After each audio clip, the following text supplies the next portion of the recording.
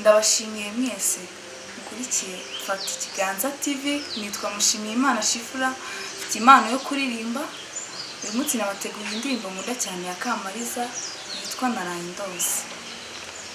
Naraye ndose inzozi nziza,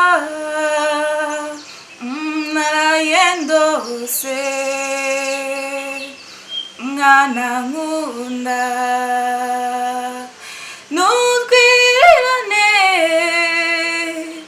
yizihiye amaso, yarambonekeye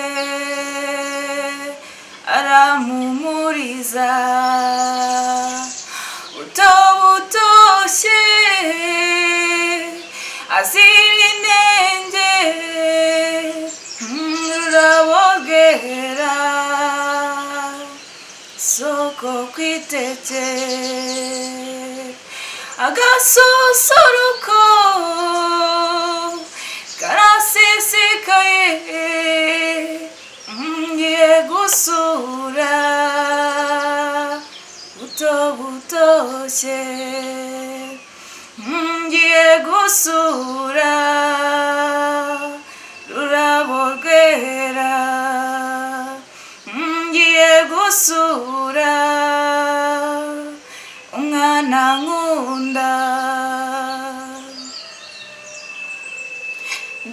ndamukumbuye umwana nkunda, hashize iminsi tutabonana, butoshye azira inenge, rurabogera soko kwiteke,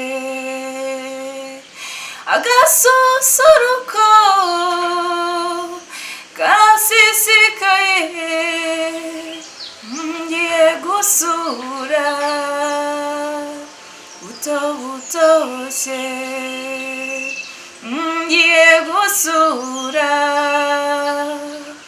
umwana nkunda, umwana nkunda